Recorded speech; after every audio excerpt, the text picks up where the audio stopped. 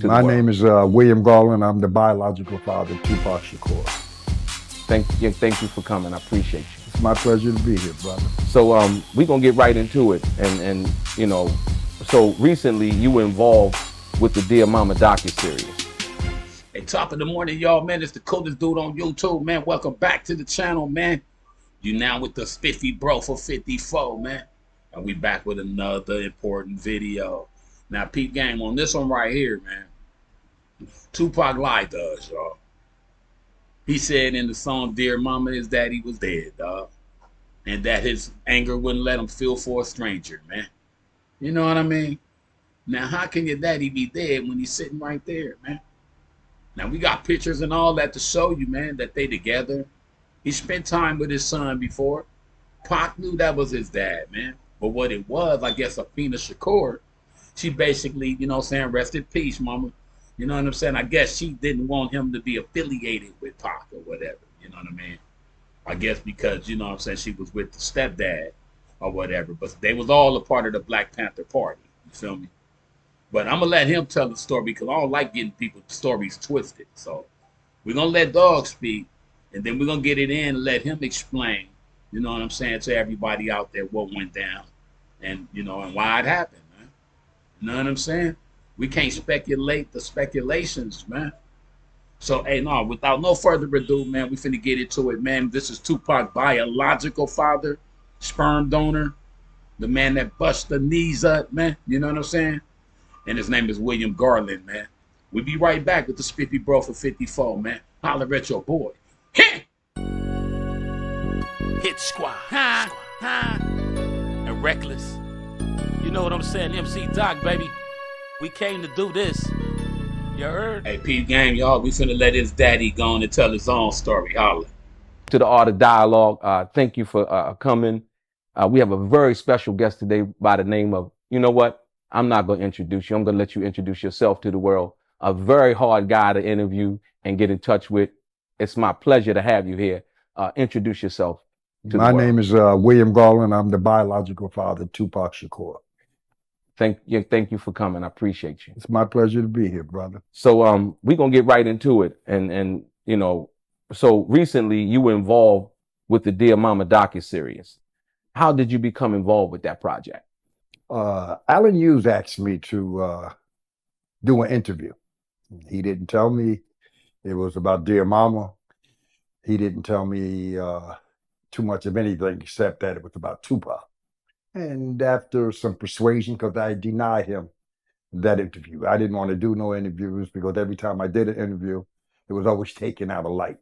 Everything that I said was taken out of context. So I was very reluctant. But he persuaded me and I did it. We did an interview about 2 hours. After I saw the interview in the movie or the documentary, I was slightly disappointed. Let's just say that. So do you feel like they took your interview out of context or projected you in a certain light that you didn't agree with? More so than anything that I could have ever conceived. I didn't like it, to be honest with you. I thought it was more about something else than about Tupac, if you know what I'm saying. Okay. If I knew it was about Dear Mama, I might have still did it, but I probably wouldn't have, not for nothing. So basically what you're saying is he did not tell you that it was going to be about Afeni Shakur. Not at all. And that the foundation was in charge and behind it. Okay. Wow. So overall, Alan Hughes, in dealing with him, Alan Hughes called Tupac a delusional myth maker. This was prior to the documentary coming out in an interview. And he compared Snoop to Tupac and saying that Snoop was gangster and somehow Tupac wasn't. But to the contrary, when Snoop inducted Tupac into the Rock and Roll Hall of Fame, Snoop said Tupac was a revolutionary and more so than anything, he was gangster. So it kind of went against what Alan Hughes was trying to say. At P Gang though, and Baby Boy, nigga, Snoop didn't seem like he was gangster with that punch he threw. You feel me? But when Pac was in the casino, nigga, he did gangster stuff. You feel me? Even though it was wrong. But let them finish their story though. I just wanted to get that out. if you had heard that Allen Hughes had called Tupac a delusional myth maker, do you think that you would have still done the documentary? Definitely not. Okay. And watching the documentary, one of the first questions I believe he asked, which kind of broke my heart, was, do you believe Tupac was bipolar? I resented that based on the fact that here was a kid that came up with nothing. He had absolutely nothing. He had some success. He had that success taken away from him when he went to jail on the flimsy false charges. To be shot once 5 times by black people, to be shot again 4 times later on in Vegas by, we're not too sure, but we believe black people were involved with other people. Bipolar doesn't fit. How can you be bipolar when people do things to you that make you or changes? Hey, I think what Pac was doing was just lashing out. You know what I'm saying? The fact that his biological father wasn't there, and then he had step pops. I went through that same little get down, step daddies, man. I never seen my daddy in my life, but I finally got to see a picture out of 54 years, though. You know what I'm saying? So this story is like, man, it's like home hitting right here, though. Let me let him finish up, though, real quick, though. It's giddy. The way that you believe in them. He believed in black people. He loved black people. He would do anything for black people. And then to have that betrayal, to have people talk about him, call him a rapist, a rapist, to have him say things that were truly unbelievable. And it hurt him. He couldn't believe that he was betrayed that way. He couldn't believe that people saw him in that light. So he would flare up. He would have his mood change, but who wouldn't? Imagine any human being going through those degrees of emotion. I think you would get different degrees of reactions, if you know what I'm saying. Yeah. You know, it's just that way. He was hurt. In prison, he told me he was hurt. What attracted you to the Black Panther Party? Justice. Not seeing justice for our people. Not seeing people treated the way that they should be. I came up in the 60s. I was in high school. I liked Malcolm X. They killed him. I even liked John Kennedy. They killed him. They killed Martin Luther King. This is all in a series of 5 years. Kind of molded me. They killed Robert Kennedy. They killed Matum in Africa. So it was a lot of death. And these were people that I looked up to, people that I liked, people who I thought were speaking truth. And then for you to assassinate them, to kill them, I think a change had to be done. And then I saw the police brutality. That's just like how they did Prodigy, you know what I'm saying? Nipsey, Pac, and anybody else who opened their mouth. You know what I'm saying? Somebody trying to just, if you open your mouth, they trying to kill you if you talk too much. That's crazy, man. God need to come on down and handle this. You know what I mean? Let's finish the story though, man. My people. I saw the poor housing of my people. I saw the lack of medical treatment for my people. I saw the lack of education for my people. And the Black Panther Party was the only organizations that were willing to put their lives on the line to try and change that. And I wanted to be a part of that. Let me tell you a story. I was pretty good in basketball. Matter of fact, I was all state, high school, went to college. First college game, scored 50 points. I was really the shit. I was really very good. I could have went, I believe, pro. But my political convictions made me quit college after 1 year and join the Black Panther Party. And I thought it was the greatest decision I ever made. I mean, I sacrificed a lot, but what I achieved, what I got from those experiences could never be duplicated. I could never have gotten it from college. I couldn't got any of that from any place else, any place. I would do that all over again. It's not a monetary good decision for me, but I wasn't looking at it that way. Money has never been my goal in life, to achieve that amount or any amount to make me happy. That wasn't what I wanted to do. When did you meet Afeni Shakur for the first time? I was in the Black Panther Party. Later on, I moved up. I was the captain of the New Jersey chapter of the Black Panther Party.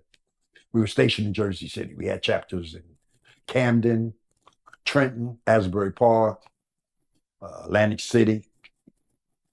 And we would have these meetings in various spots in New York, usually in the Bronx, a lot in Manhattan and Harlem, sometimes in Queens.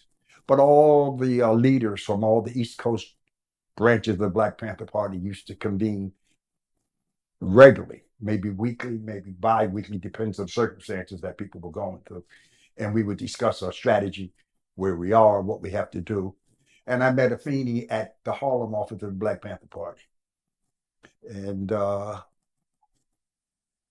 respected her. And I always thought she was a revolutionary who was willing to put her life on the line like I. So we had that in common. And that's how we hooked up. When Tupac was shot at Quad Studios, where were you when you got the news? I was home in Jersey City, and my friend, Phil Webb, the police officer, he just started. And I hadn't seen Pac, and he knew about Pac. He saw Pac when he was a kid. I used to bring him over to Jersey City. He used to spend the night with me and my other kids. He used to sleep in the bunk beds with the kids. And he had called me and said that he had heard Tupac got shot. And I hadn't heard of it.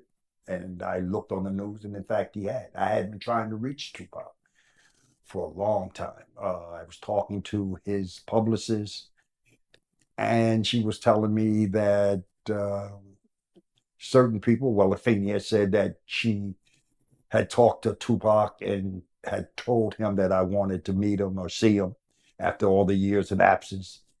And she told me that Pac wasn't ready, that he needed more time.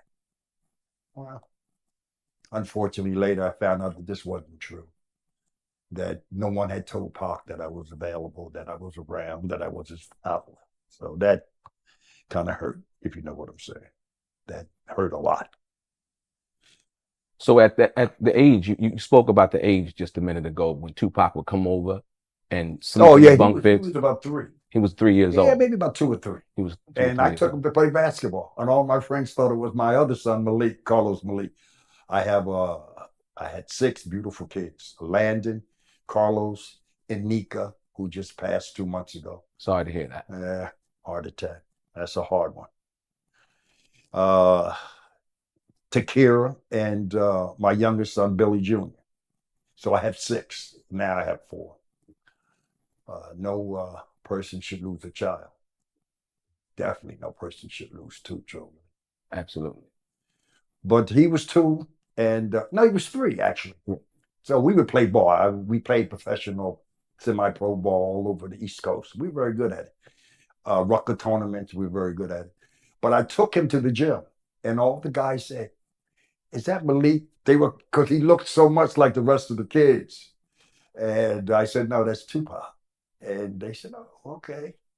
So I think that might have been one of the last few times he stayed with me, because he would come over and spend the night with the kids and spend some time with us, maybe a week or so.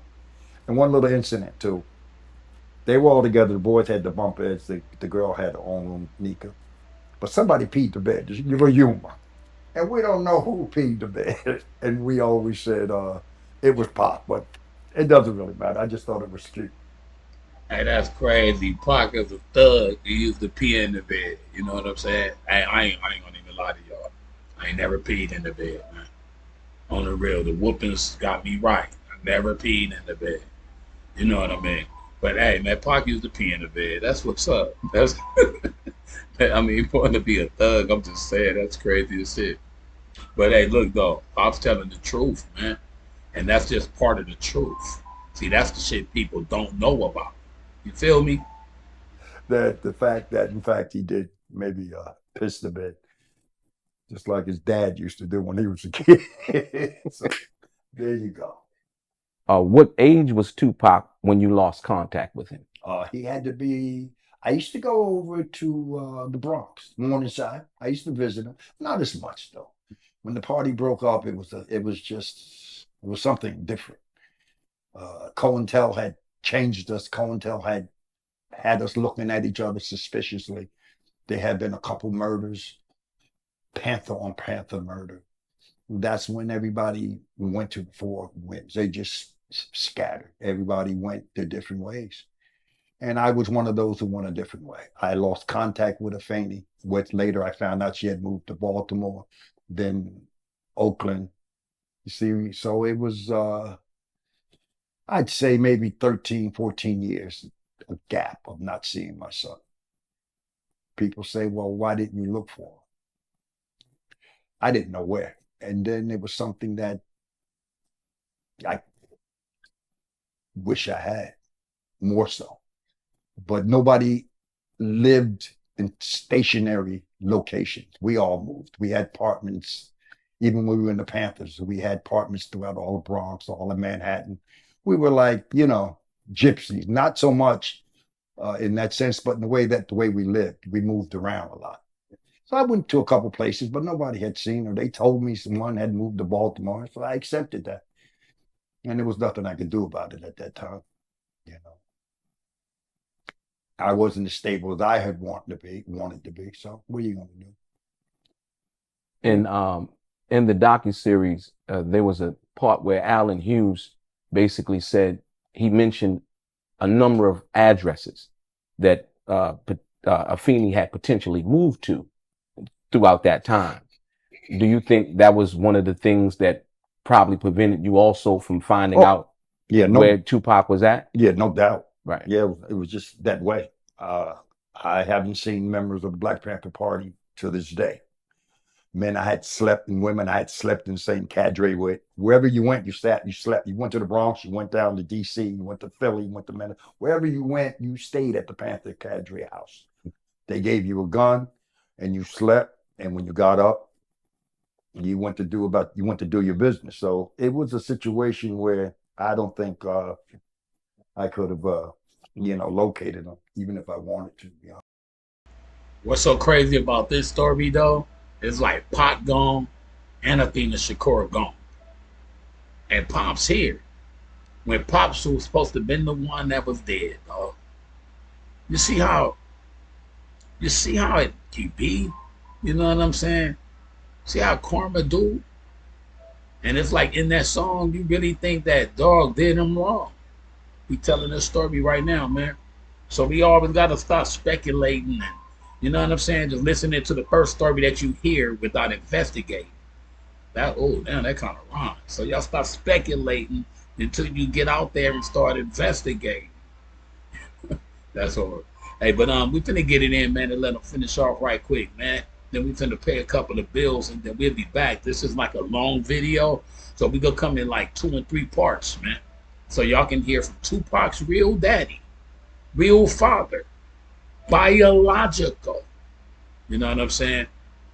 We finna get it in with him, but let him finish, man. Be right back. Oh, my bad, y'all. I'm sorry.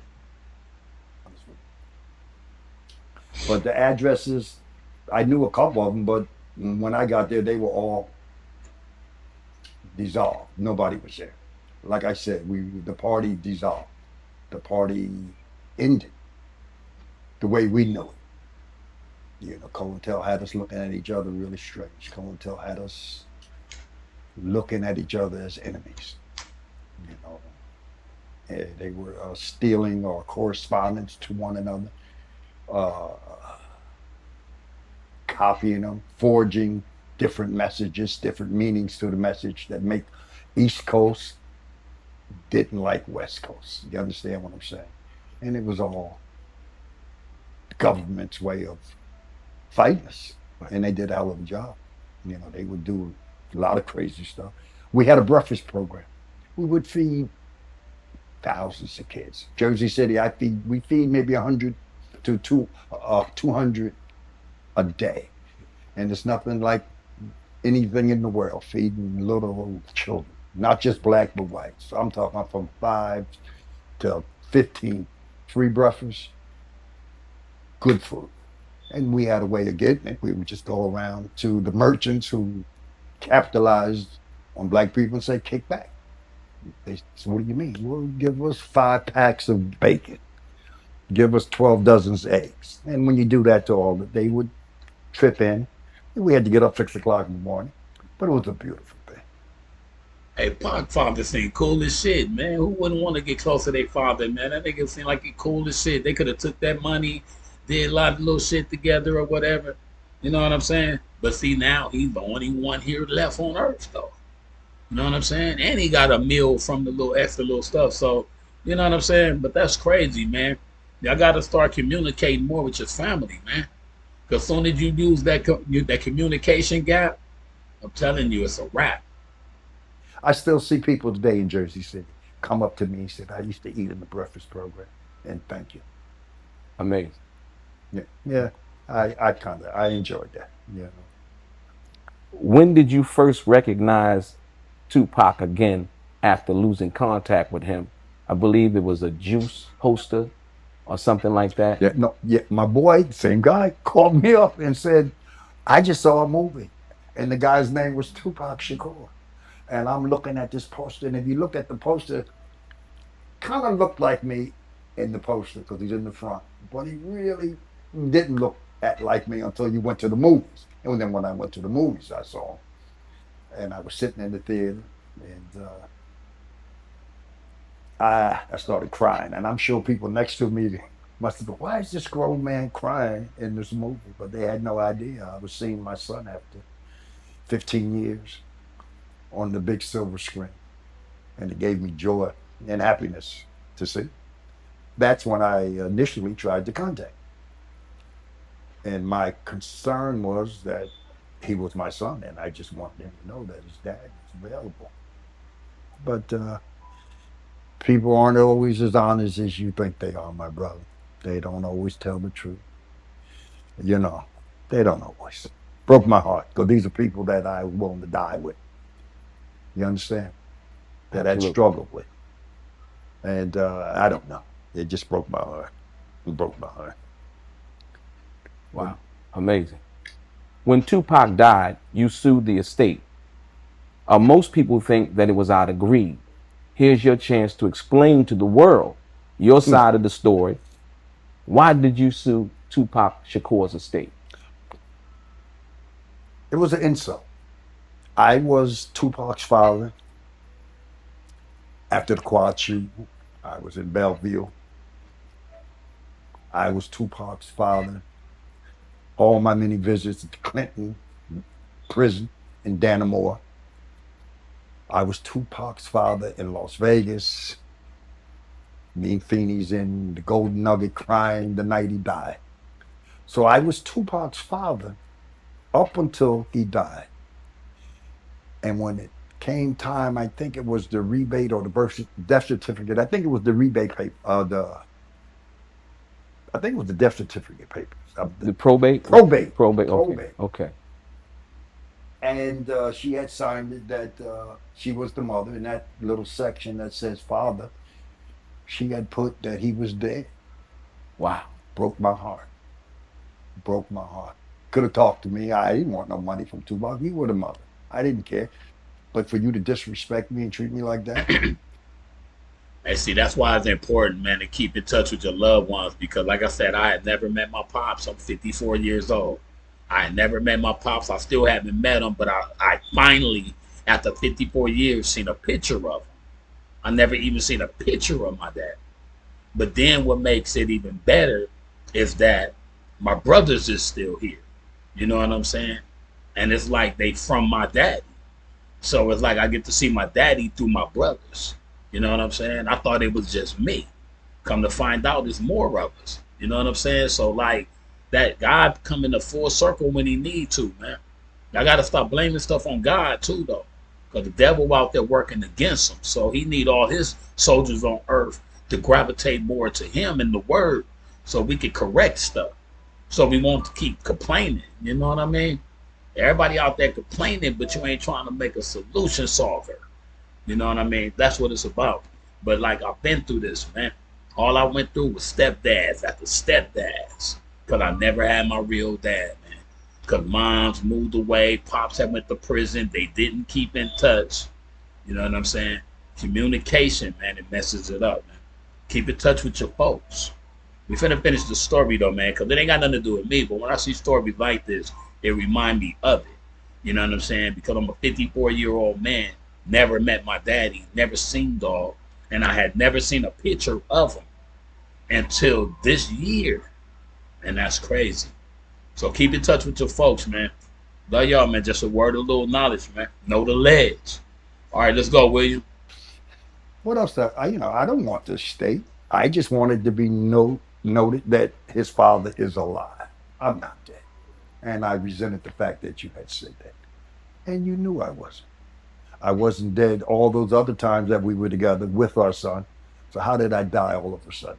I can only deduce that it was over money. I hate to say that. I mean, come on, don't get me wrong. We're here talking about it, but I don't want to talk about her fame. She was a beautiful woman. She meant well. She was a revolutionary. But then something happened. I don't know. Later on, it was just that lie that made me see her in a different light. So I didn't see my son until he got shot in Bellevue. Whereas I don't need you or anybody else to tell me how I can hook up with myself. I'll go to Bellevue and see my son. And that's when the first time he saw me. He said he looked up and saw me, thought it was him as an older person. I laughed. I told him, he was just me and him in the room. I said, I'm with you now. Remind me of some scene of the fucking Godfather movie, but it was the true thing. And that's crazy. Look, he described him when Pac was in the hospital, he was even there. You know what I'm saying? Even though Dear Mama got made before all that or whatever, but his pops still was coming around. You know what I'm saying? Who wouldn't want to know that their kid that they brought in this world ain't good, or if they good or not? You want to make sure that they good. You know what I'm saying? Regardless, though, everybody, the first thing they probably did think, oh, they said he was dead. Pac said he was dead. So when he came around, how is he clout chasing? He never was around. Because moms was like, he dead. Nigga, that nigga don't exist. This your new daddy. That's what Afina did, man. You know what I'm saying? That's why I ain't never met my daddy, man. I had all like stepdaddies. You know what I mean? But it ain't like your sperm donor, man. The balls you came out of. That's a very important thing, and that's where Pac came from, man. For all the Pac lovers, that's where he came from, dog. Y'all gotta respect that. At least that. We hugged and kissed, and then it was on in public like that. He wanted me to come see him. It was an incident in the video, the documentary, where Jasmine Guy said that I just showed up at her apartment. Well, I wouldn't be able to find Jasmine Guy's apartment if I knew how. I was sent for by Tupac to come visit him at Jasmine Guy's. That's what I had to do. He called for me, I came. And Glow said something about he was rolling joints for the stars. I can't roll them blunts. Them niggas had a cigar box and a mountain motherfucking weed on the table. And it was that chronic shit. Now I gotta show this nigga that I ain't no punk. I'm gonna smoke with my son. Worst mistake I ever made. It was horrible. That's the strongest weed you could ever imagine. But I don't roll blunts. And for you to say that, it was just, the debate. Well, I thought it was legs. I thought it was this. I thought it was that.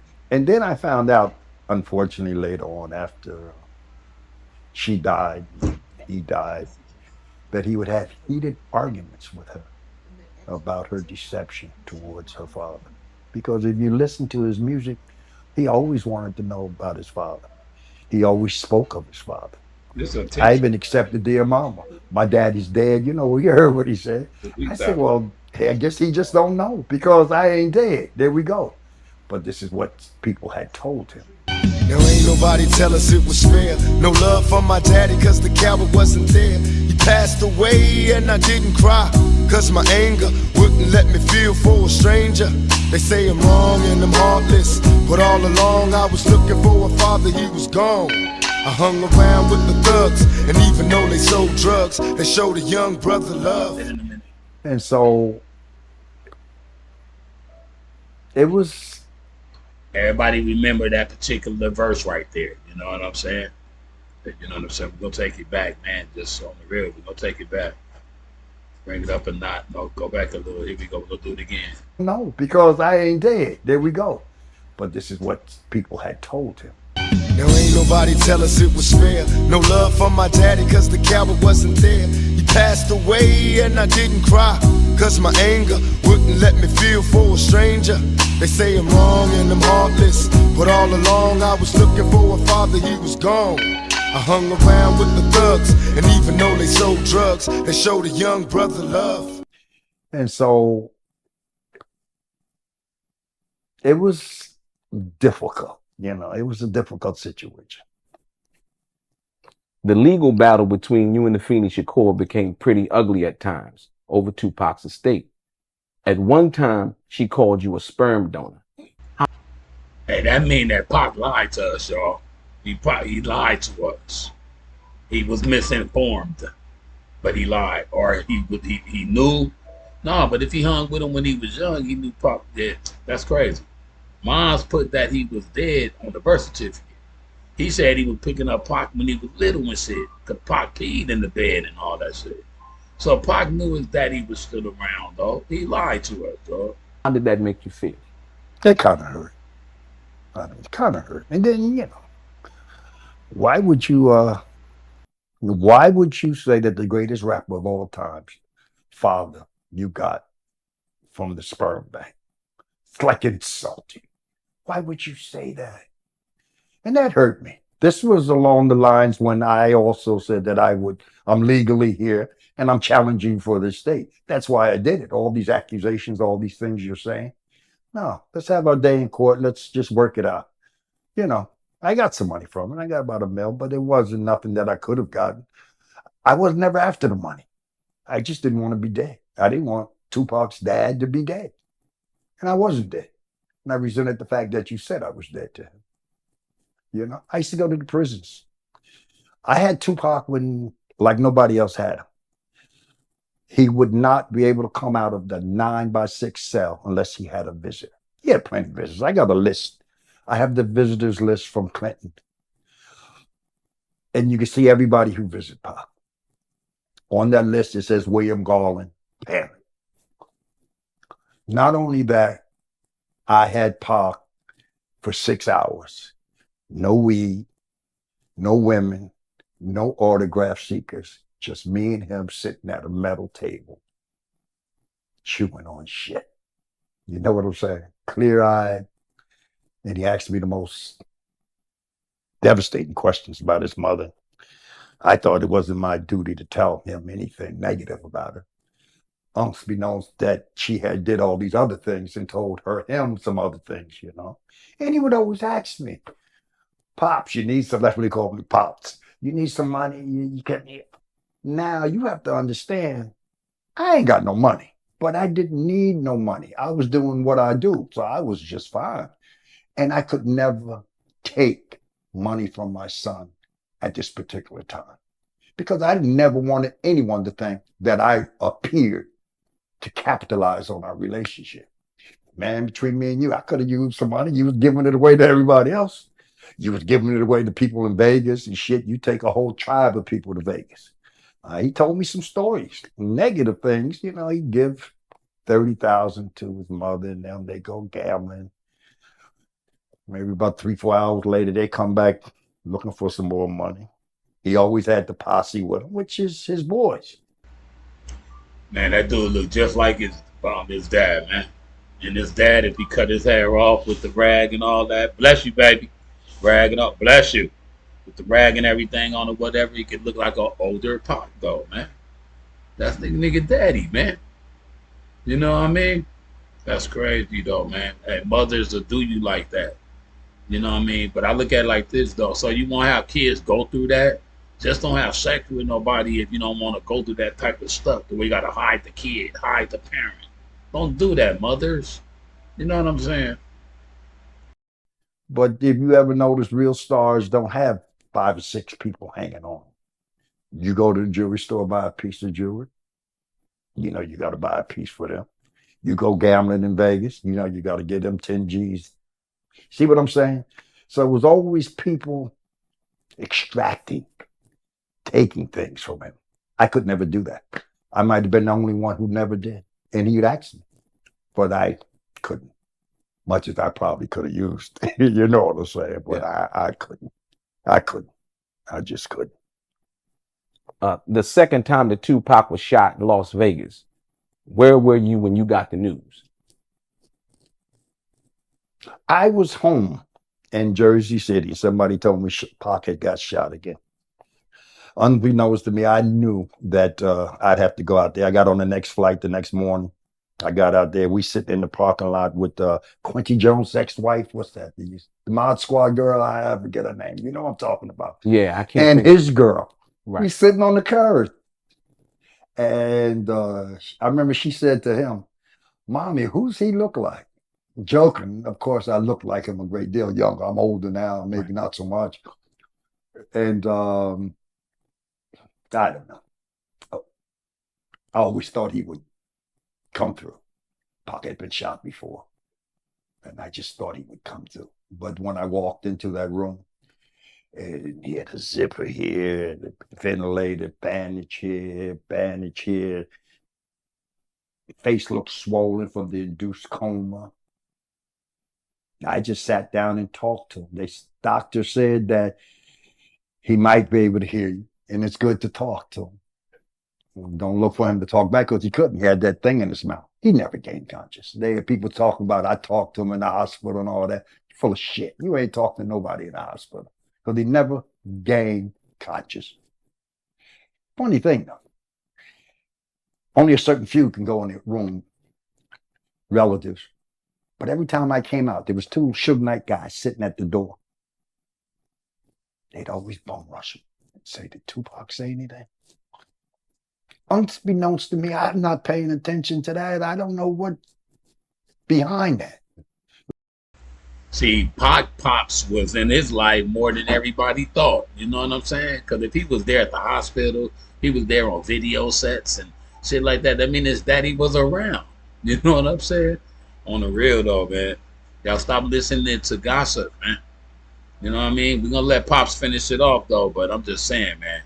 You know what I'm saying? So I'm always trying to just put stuff together yourselves. We gotta hear it from the elephant, man, in that room. Let's get it in. Later on, I found out why. Maybe he thought he seen the people who had tried to kill him.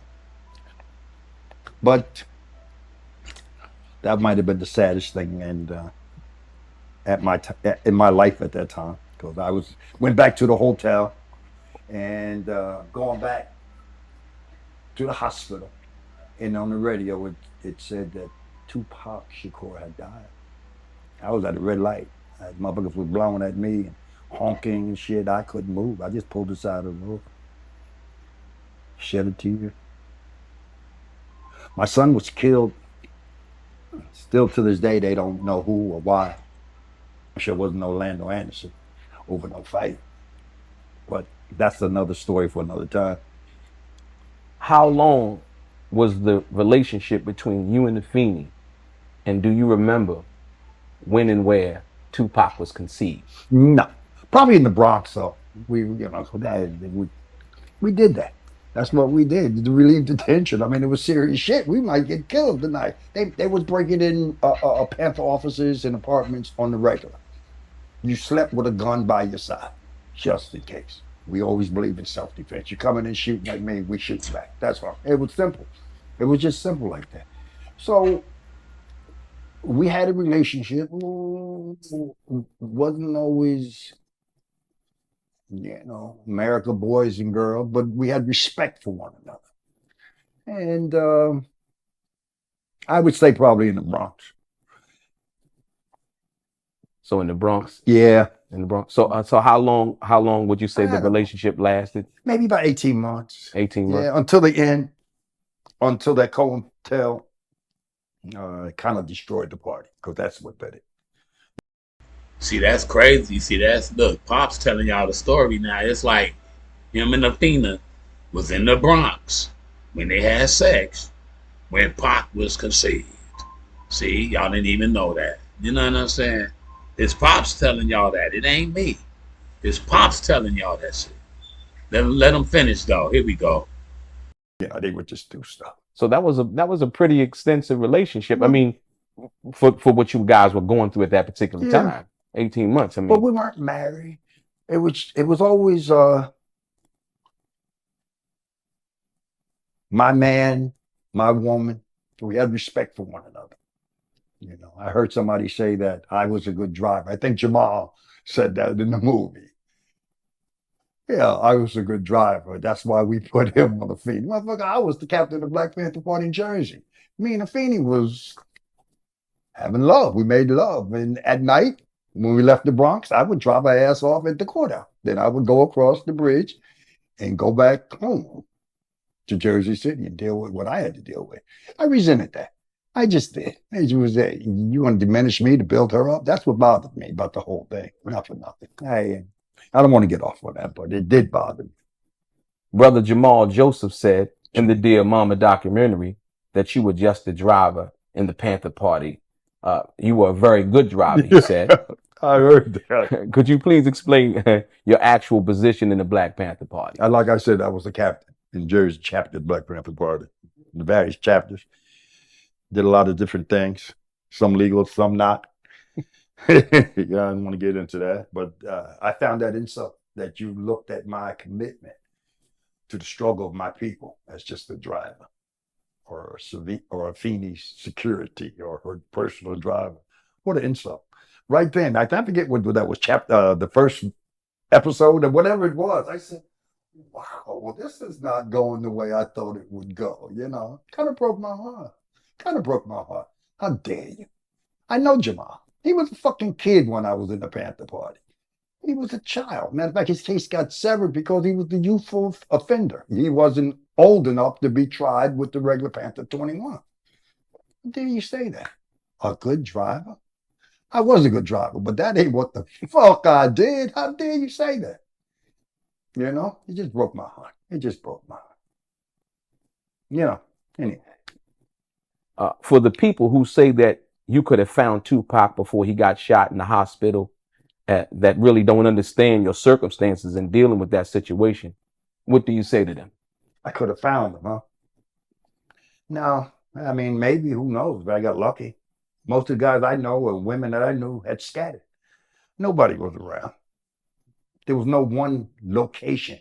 We didn't meet up at the bar after the party closed. We just didn't see each other no more. All the Panther Party offices were closed. All the Panther Party apartments were no longer there. It was a different thing. We were all different. A lot of us started self-medicating. Anyways, include me. I did some things, you know. But your pop's telling you real. I wish I could. Feel me? It was a very difficult thing to know you have a son out there that you can't find, that you can't call, that you don't know. That's exactly what I'm talking about, man. All this time, I'm thinking, dog, straight up, my bad, y'all. It gets emotional sometimes. But my pops and my mom never communicated again. 54 years. But he told my little brother that you got a brother, he out there somewhere. You know what I'm saying? That's a blessing.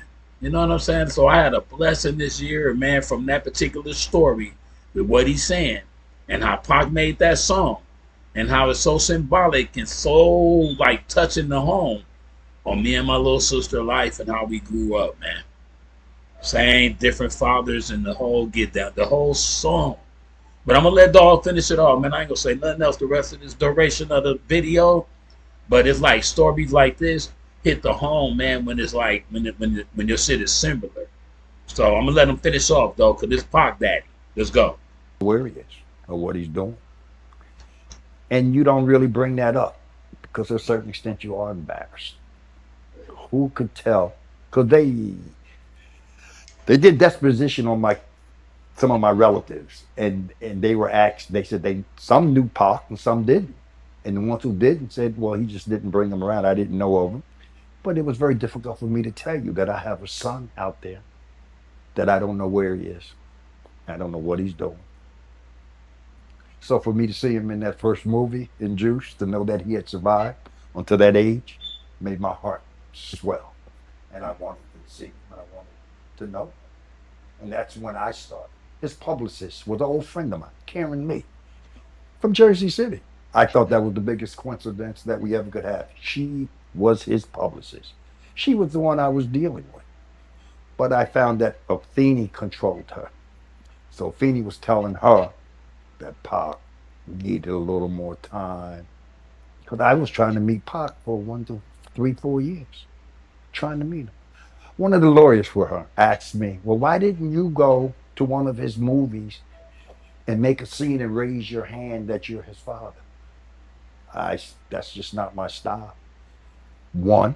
2, I was told that he didn't really want to see me at this time, which I found out later was a lie. You see what I'm saying?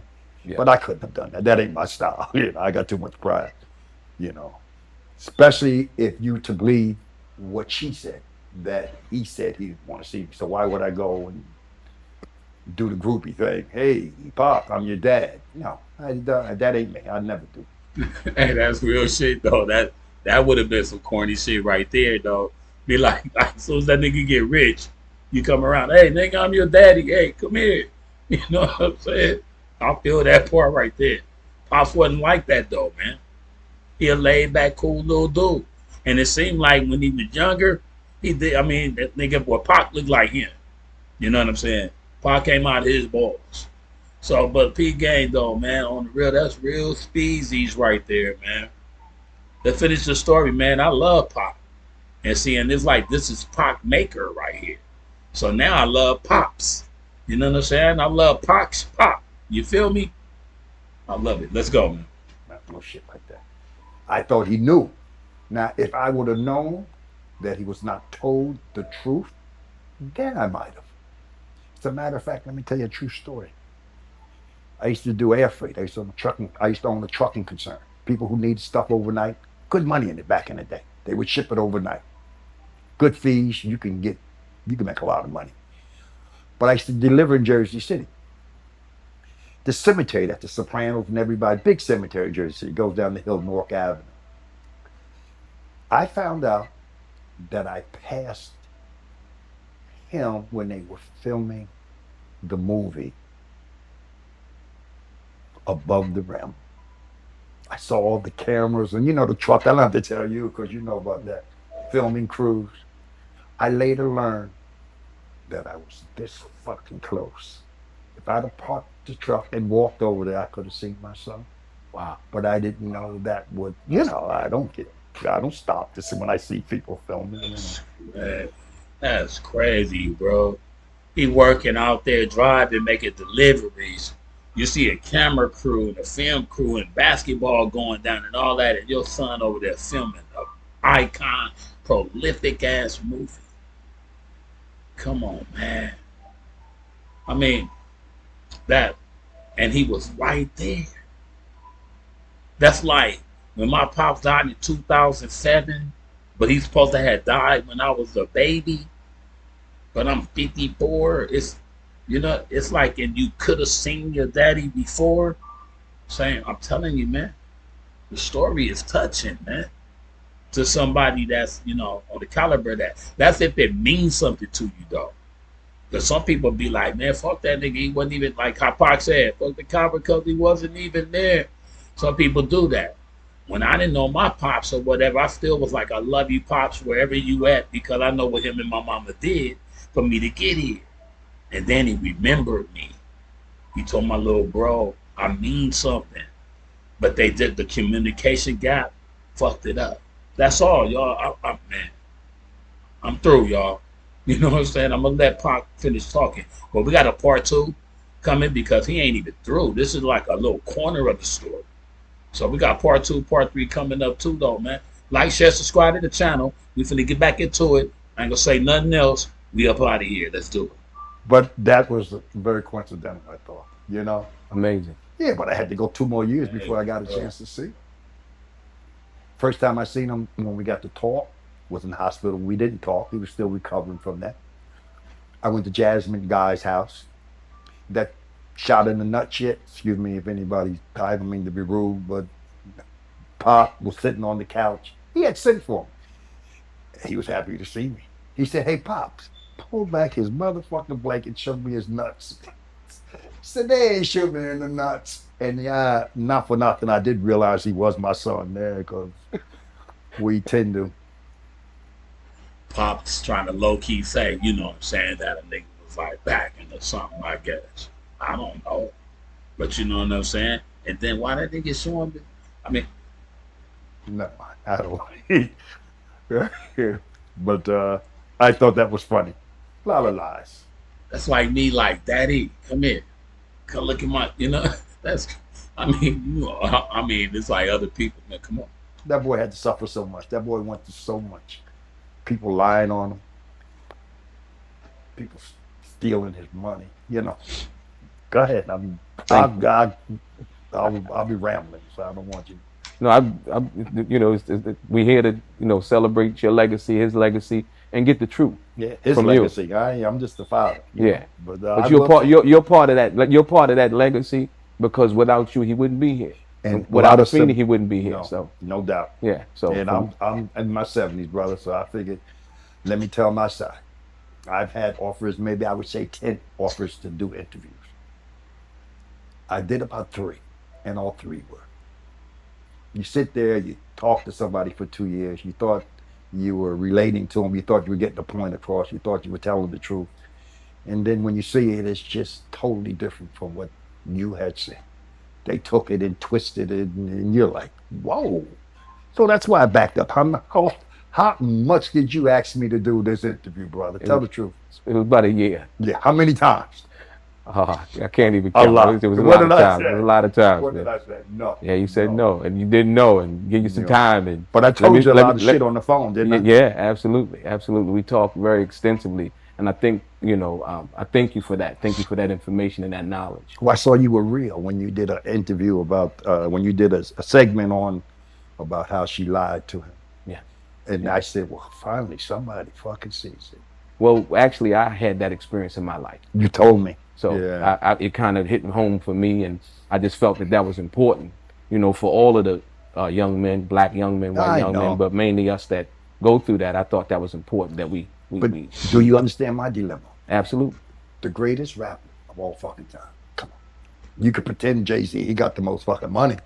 You present Snoop Dogg, he's the most commercialized now. Greatest. They singing my son's shit 27 years after his death. I listened to his shit. If he wasn't my son, I'd listen to his shit. He's that good. He takes words that anybody could use, just puts them together with a beat. And you're bobbing your head and you're saying, yeah, that's true. Listen to this man. He's saying things that make sense, that touches the soul of every person in America. He is absolutely telling the truth right there, though. That's real. You don't have to be a bone thug, flipping the tongue and the beat. You ain't got to be doing all that. He was telling you stories. You wonder why they call you bitch, dear mama. But substance. He came with a whole nother little art form, though. And then was a workaholic and a hog in the studio, though. You know what I mean? I mean, big up to my bro, man. I love you, Pop. Always have, always will, man. Now we got to look at the Pops. Big Pop. You know what I'm saying? Let's get it. And he was a leader. And he had a large following. And I think that might have been a contribution to his demise between you and I. Right there. Right there. That's another story. During the time that Tupac was on death row, did you have any communication with him? And if not, did you try to reach out to him? Yeah, I would call Death Row a few times. And then I found out that it may not have been giving him the message. Then finally they did. And it breaks my heart to this day that the last time I talked to Tupac, he called me from Cali. He said, hey, Pops, I don't know what he was doing or what time it was, but it was early in the morning. And I had been on one of them fucked up benches. I'm going to just say, Okay, we used to do things and we stay up all night and yeah, we had fun. Didn't have the stigma behind it that it has now, but we had fun. And I was tired. And he had called me and I didn't give him no rap, no conversation. He just said, "Hi, Pop, how you doing? I want to see you. I want you to come out." And I was like, "Yeah," but I was short, if you know what I mean. You know what short is. Yeah. No insight. It was the last conversation I had with my son. And to this day, I wish I had said more. Then I found out after he died, Feenie was staying at the Golden Nugget. We all went there. I was staying at the Luxor. She had gotten a room for me. I still have the receipt of the key. And we were just talking. We were all smoking weed, trying to crying. Everybody was crying. I called the kids back in Jersey, told them their brother had died.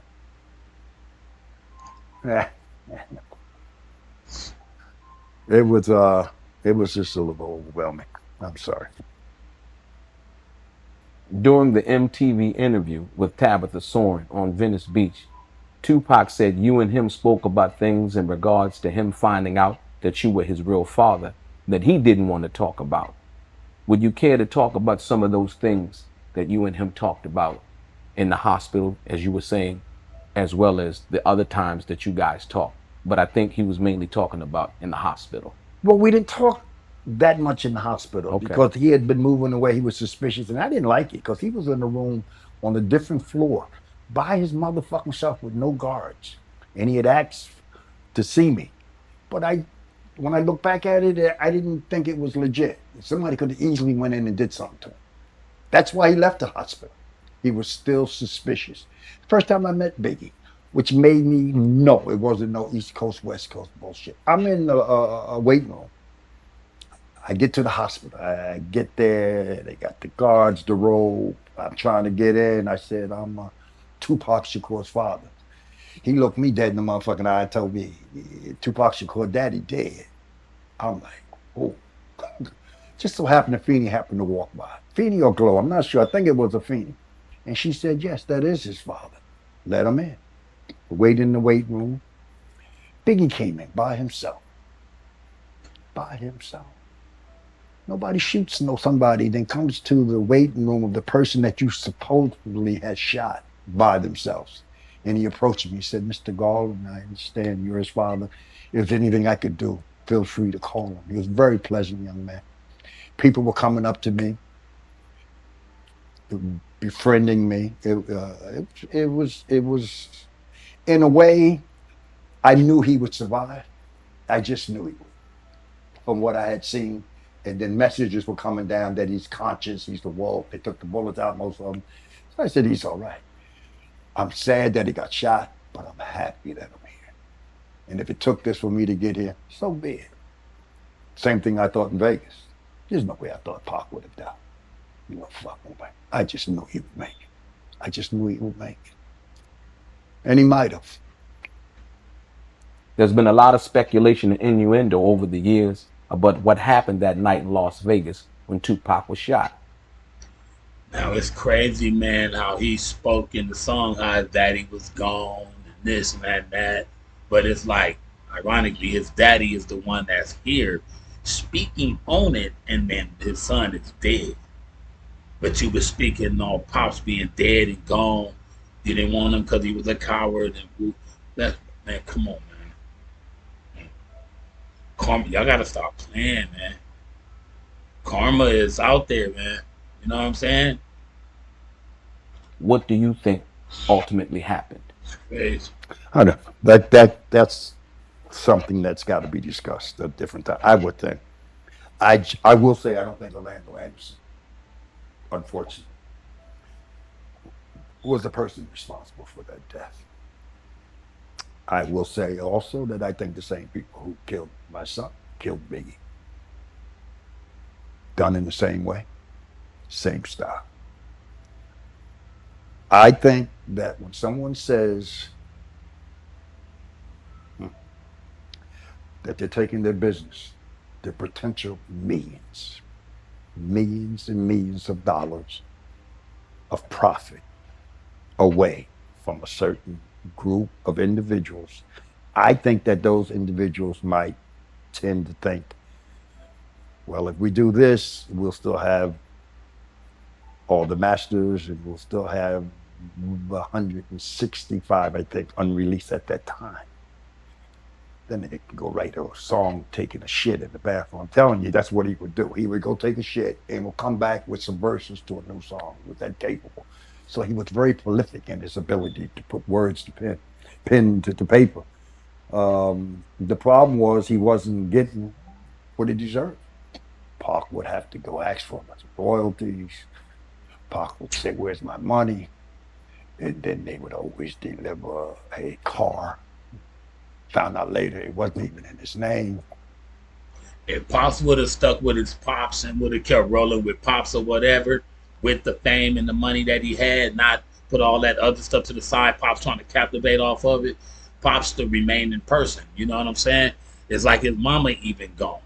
So it's like he would have been a better person to be in his life and to calm him down from Suge Knight, all the little extra stuff his son didn't have to be in.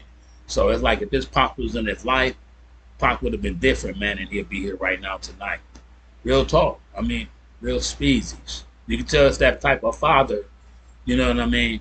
That's like that and so sincere about his son, because he could be like, man, fuck that nigga. He said fuck me in the song. You know what I'm saying? But he's not, bro. He's not. To buy him a house, found out it wasn't in his name. Send him to a jewelry store. He'd buy everybody. Shook said, go on down this jewelry store and Give me something to drink, man. buy yourself some jewelry.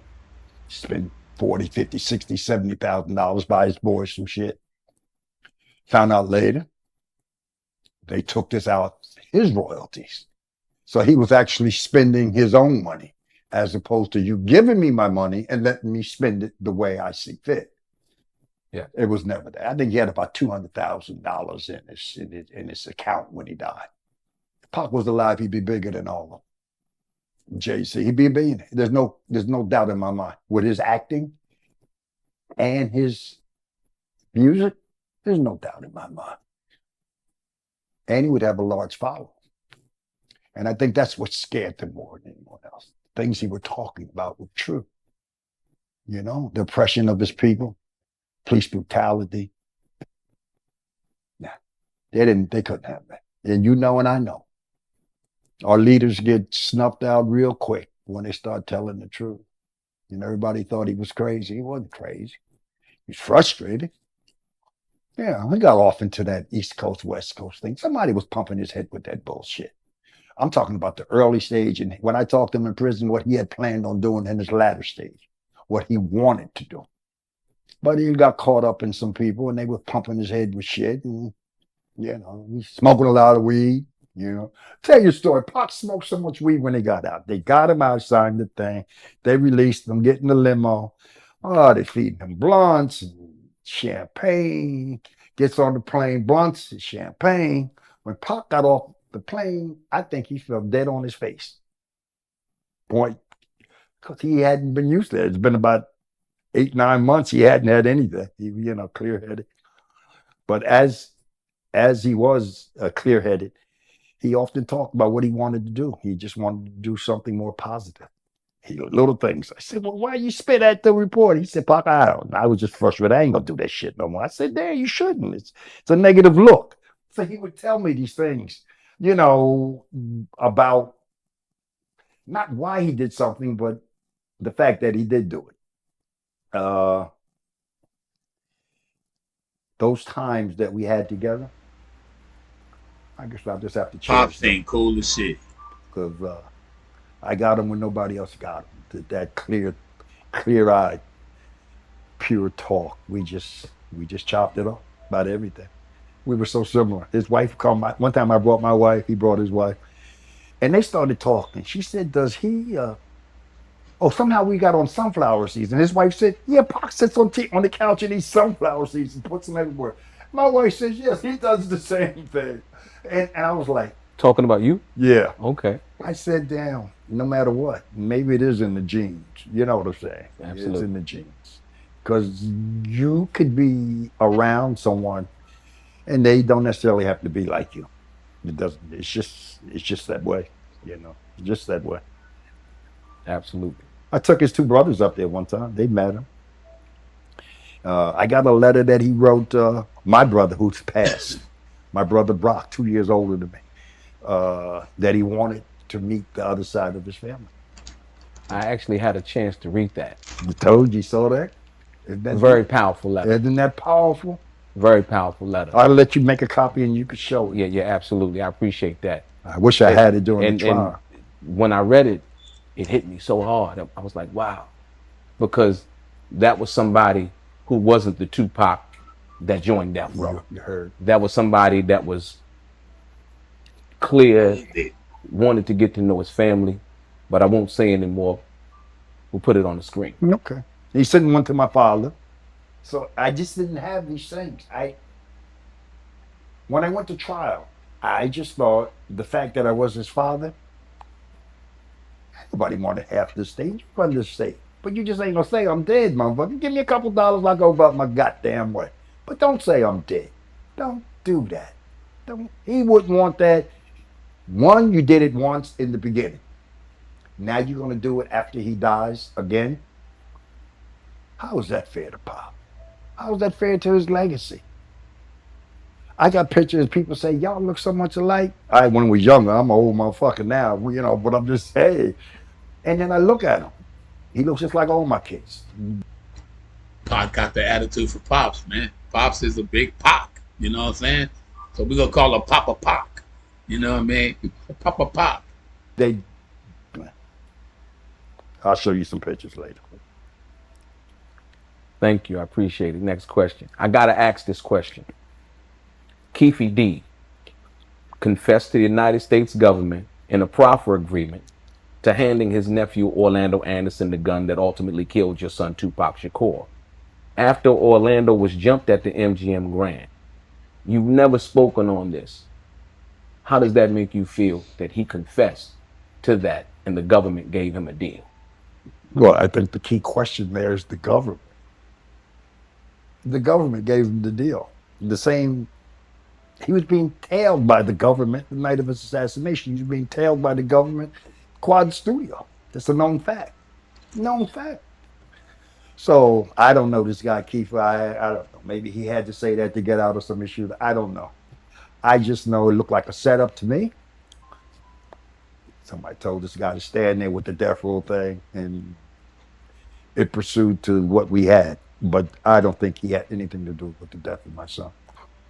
So you don't think Orlando Anderson had anything to do Not with the at death? all. Okay. Not at all, bro. Not at all. A lot of people believe that, but a lot of people believe Pac's in Cuba with a beer, Mexico, drinking tequila. Ain't no motherfucker gonna go on vacation for 27 years and escape all the notoriety that he's used to. Nobody. People say, oh, he went back to jail for the fight. Yeah, but he only had 6 months left to the charge. He could have did that standing on his head. Get out of here. So full of shit. But that's the myth, brother. That's what they want you to believe. Then let it ride.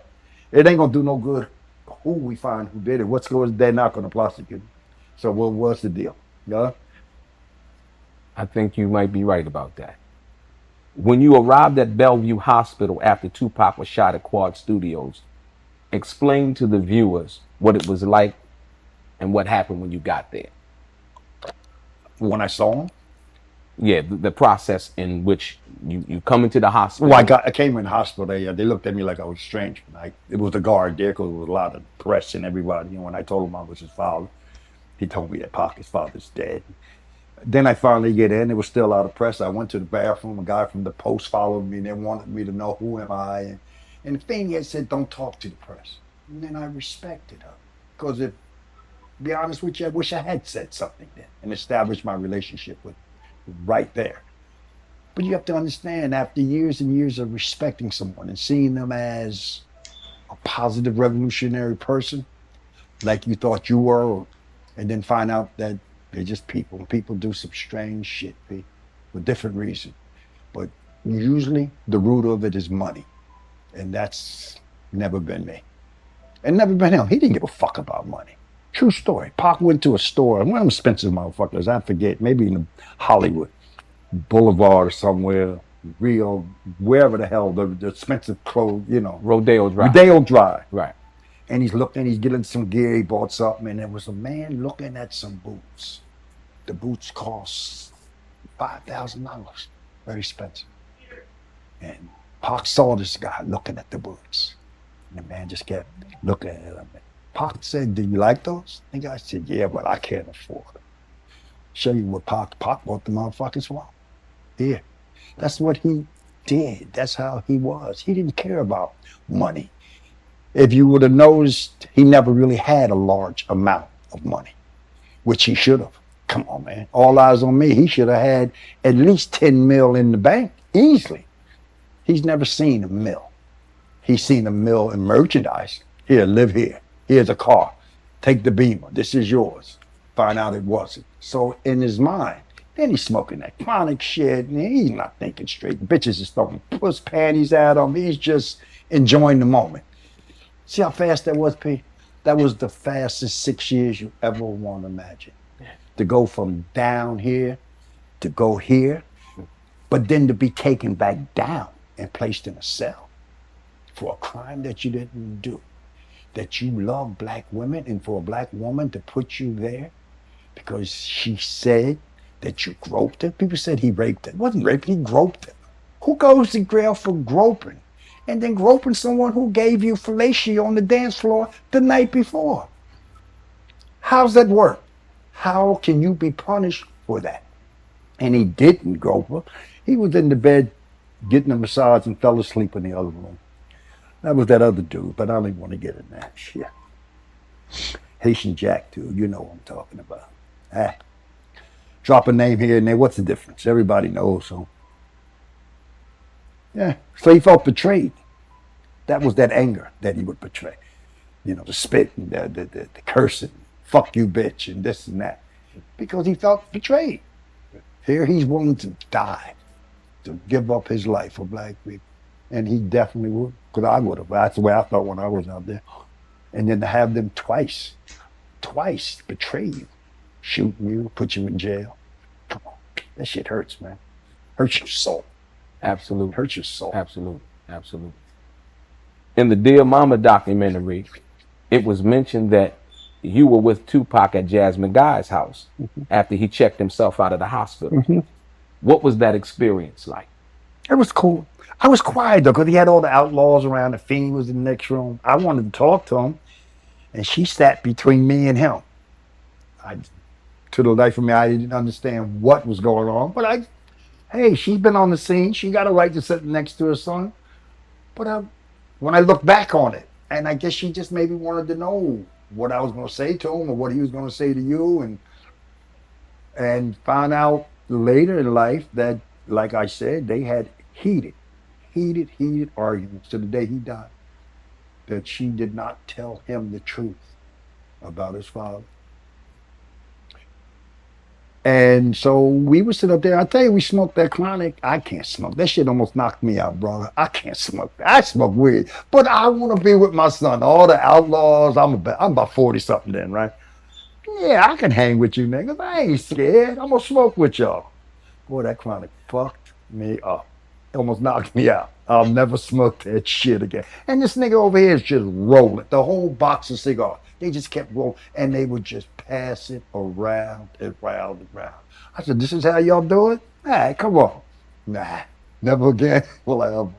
But we couldn't talk. That was the deal. Because you had so many people, how can you talk intimately? It's a small apartment, well, a little bit bigger than this, but 5 dudes, a mother. Jasmine Guy came home later. But I was a little disappointed when I saw that. She said, he just popped up. I don't know if you remember that. You got to watch the. Yeah, I do. I watched it. I just popped up. I looked at my wife. Oh, this is where this is going. I'm just a come along motherfucker in the middle of the night. It just blew my mind, brother. It blew my mind. So at the apartment, it was discussed by numerous of people that Tupac had guns and he was ready to roll. No. He had a gun to protect himself. He did, yeah. Yeah, he had just gotten shot. Right. If I got shot, I'm gonna have a gun. I'm gonna have a gun. He just had one gun. That's all I saw. But he had it right by his couch. He was laying on the couch because, you know, the wound. No, he wasn't ready to roll with it. He's still waiting for sentencing. So what's he going to do? Right. Just got shot. Where could he go? What somebody wouldn't say, they go Tupac. So, you know, there's always hearsay, bro. Always, you know, people are going to say something, which bothers me because to this day, I've never seen so many people bite off of artists like they bite. Everybody's got experience with Tupac. Everybody's got something to say about Tupac. And I don't know how you could, you know, it's just amazing, you know. And it's usually to promote their shit. So that's just the way it is. The reason why I asked that question was because you were there and you would know. And I think that that's very important to get that firsthand information, not the innuendo, not the speculation, not what I think I saw, but you were there. So I appreciate that and your honesty about that. Exactly. Do you feel like Tupac was playing out of his league, involving himself with the situation with Orlando Anderson in Las Vegas that night? I shouldn't have did that. But Pac would be edgy. He's just got hyper, and he thought he had to lead. And if you notice any video, everybody's following him around. He's the moneymaker. THRU was $100 million thing, but everybody's following Tupac. You know, think about that logic. Everything he did, everybody attached themselves to him. And maybe he felt obligated to prove that I'm going to be your leader. And he struck first. Only because someone had told him that this is the guy who stole the Death Row medallion. That's like somebody told you, somebody cursed at your mother or hit your mother. You're going to approach it. Now, the way he did it was off limits. You don't, cameras every fucking where. Come on. But that's the irrational shit you do. And, you know, that broke my heart. But there's a lot of little shit that he did. But then look all the good shit he did, though. Well, look what he did. Look what he's done. I don't think it'll be done again. I don't either. Don't think so. Do you think that Tupac claimed or joined the gang? No. The MOB gang? No. Do you think? No. If you ever look at some of his pictures, he had blue bandanas on. He had red ones on. He had to, I don't want to say pretend, but he had to, that was Suge Knight thing. So what are you going to say? I'm not a part of that. Hey, I wear every color just as well, man. You know what I'm saying? It's like it's just an outfit. It's a color bandana that matches the fit you got on. And your hair might not be combed that day, nigga, and you wear a bandana. That's what I do. My hair is a mess. I got on this. But I'm just saying, man, everybody always trying to say something. Oh, you a blood, you a cryptic. Well, you don't know what nobody is, man. He was rolling with the wrong crowd, though. We finna get it in, man. Hey, check this out. Only 21 seconds left for this, but P-Gang, it's a part 2 and possibly a part 3. Cause Papa Pac ain't even through yet, man. So we're gonna get through this one right here, man, and then we'll bring another one on a whole nother day or whatever, man. Part 2. Hey, y'all like, share, subscribe, man. If you're a Pac lover, man, and you really want to know the real, man, watch it, man, to its entirety and see what it's doing. You know what I mean? Let Pop finish it off, man, and then we'll come with part 2 next week. Holler at your boy. I'm with you. We ride to die together. My best friend. But in reality, he wasn't. Too many people love Pop. The Crips loved him. They loved him. And if that was the case, they wouldn't love him. They would have tried to kill him. And they didn't. Absolutely. They had nothing to do with that. Hey, we be back, baby. Part 2 next week. Holla. Hey! A year done passed since I flipped the dough. The coolest dude on YouTube, newest hippest show. From old school to new and I bless the still flow. I edit the videos to uplift your soul. I be that spiffy bro for 54. So like, share, subscribe to the channel to get more. Feel free, leaving a comment and more. If you wanna be entertained, open your eyes and let's go. We give flowers over here, you hear me though? Every artist, every genre, we switching it up though. Click that button to witness the videos by MC Dot 50 Brow for 50 fouls. Y'all can subscribe, y'all can like and share. Leave a message here, leave a message there. Whatever the video you rock to, yo, just give thumbs up. Y'all can subscribe, Y'all can like and share, leave a message here and leave a message there. Whatever the video you rock to, y'all just give thumbs up. Thanks to all my subscription friends for rocking with your boy from beginning to end. So go share this with all your friends and y'all just give thumbs up.